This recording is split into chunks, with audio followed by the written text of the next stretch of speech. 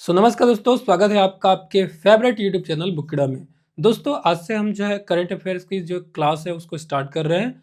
और दोस्तों अगर आप जो है एसएससी, जीडी, आरआरबी, पुलिस इस तरह के जो भी अगर कॉम्पिटिटिव एग्जाम्स की आप तैयारी करते हैं तो आपके लिए ये सेशन जो है लाभकारी हो सकता है। बाकी एक चीज़ और बताना चाहेंगे दोस्तों, हम इस सेशन में बहुत ज़्यादा जो है क्वेश्चंस नहीं लेंगे। हम कोशिश करेंगे कि 10 और मैक्स टू मैक्स 20, मतलब मिनिमम 10 और मैक्सिमम 20 क्वेश्चंस को, इंपॉर्टेंट जो क्वेश्चंस होंगे बेसिकली करंट अफेयर से रिलेटेड, उनको हम लेंगे। ठीक है, और पॉइंट टू पॉइंट हम इन पे बात करेंगे। बेसिकली दोस्तों इस पूरे वीडियो में मैंने जो है दो टॉपिक पे बेसिकली क्वेश्चंस अभी आपके लिए तैयार किए हैं। पहला दोस्तों ये टॉपिक है हमारा एआई जो इम्पैक्ट सबमिट हुआ था वो, और दूसरा जो हमने टॉपिक लिया है दोस्तों वो ट्रम्प टैरिफ से लिया हुआ है। ठीक है, तो चलिए बिना देर को स्टार्ट करते हैं फर्स्ट क्वेश्चन से।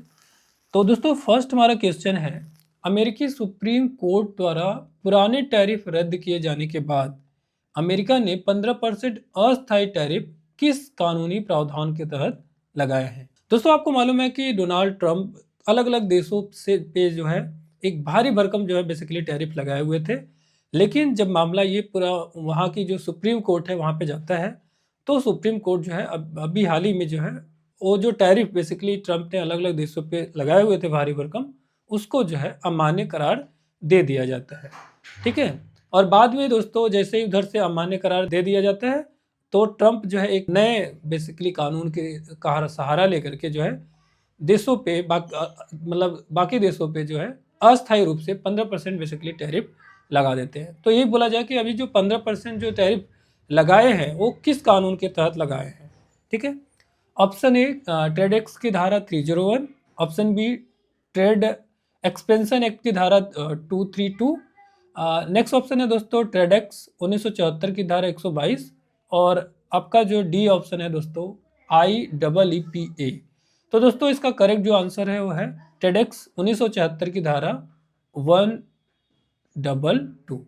ठीक है, ट्रेड एक्ट 1974 की धारा 122 ये जो कानून है जिसका सहारा लेकर के अभी दोस्तों डोनाल्ड ट्रंप ने अलग अलग देशों पे जो है 15% टैरिफ लगाया हुआ है, जो कि एक अस्थायी टैरिफ है। अब यहाँ पे नेक्स्ट क्वेश्चन इसी से रिलेटेड है कि धारा 122 के तहत लगाए गए ट्रैफिक बिना कांग्रेस की मंजूरी के अधिकतम कितने समय तक लागू रह सकते हैं। ठीक है, तो दोस्तों आपको बता दें कि अभी ये जो बेसिकली टैरिफ लगाए गए हैं अस्थायी रूप से, जो कि डोनाल्ड ट्रंप ने लगाए हैं अलग अलग देशों पे 15%। ठीक है, तो ये अभी जो है वहाँ की जो कांग्रेस है, जिस तरीके से हमारे यहाँ पार्लियामेंट होती है वहाँ पे उसको कांग्रेस बोलते हैं, तो बिना कांग्रेस की मंजूरी के जो है लगाए गए। तो इसमें ये पूछा जा रहा है कि कितने समय तक जो है बिना कांग्रेस की मंजूरी तक ये जो है टैरिफ लगाए जा सकते हैं। 1 महीना, लगभग 5 महीने, 1 वर्ष, या अस्थायी रूप से। तो दोस्तों इसका जो करेक्ट आंसर है वो लगभग 5 महीने यानी 150 दिन तक जो है बिना कांग्रेस की मंजूरी के जो है इसको लगाया जा सकता है। नेक्स्ट क्वेश्चन दोस्तों हमारा है, अमेरिकी सुप्रीम कोर्ट ने किस कानून के तहत लगाए गए टैरिफ को असंवैधानिक ठहराया है।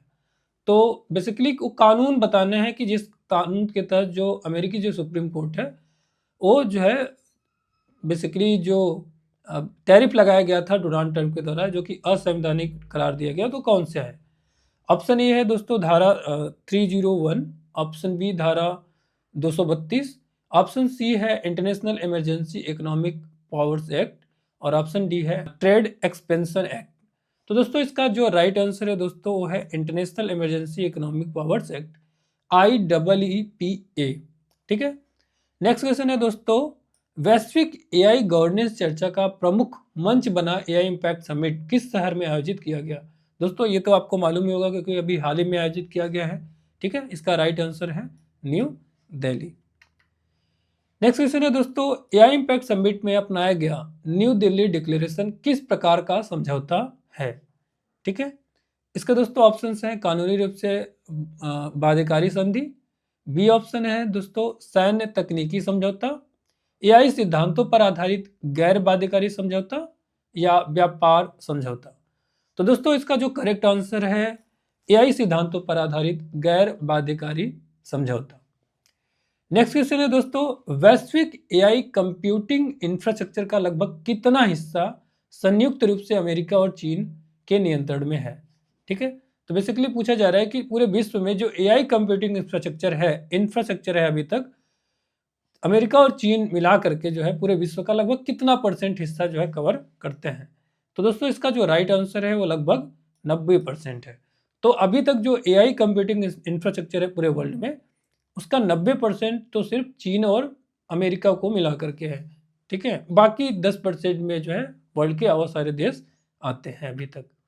नेक्स्ट क्वेश्चन है दोस्तों, एआई इम्पैक्ट समिट के दौरान भारत ने सुरक्षित सेमीकंडक्टर सप्लाई चेन बनाने के उद्देश्य से किस अमेरिकी नेतृत्व वाली तकनीकी गठबंधन में शामिल हुआ? Option A Quad Tech Alliance, Pax Silica, Indo Pacific Digital Pact, Global Semiconductor Forum. दोस्तों करेक्ट आंसर है पैक्स सिलिका। नेक्स्ट क्वेश्चन है दोस्तों, समिट में घोषित फ्रंटियर एआई इम्पैक्ट कमिटमेंट का मुख्य उद्देश्य क्या था? एआई का सैन्य उपयोग, क्रिप्टो करेंसी विनियमन, एआई उपयोग में पारदर्शिता और विभिन्न भाषाओं व संस्कृतियों में समावेशन, एआई कर नीति। तो दोस्तों इसका जो करेक्ट आंसर है वो है एआई उपयोग में पारदर्शिता और विभिन्न भाषाओं व संस्कृतियों में समावेशन। तो थैंक यू। आपको आज की हमारी वीडियो कैसे लगी प्लीज कमेंट करके जरूर बताएं। मिलते हैं नेक्स्ट वीडियो के साथ, तब तक के लिए जय हिंद।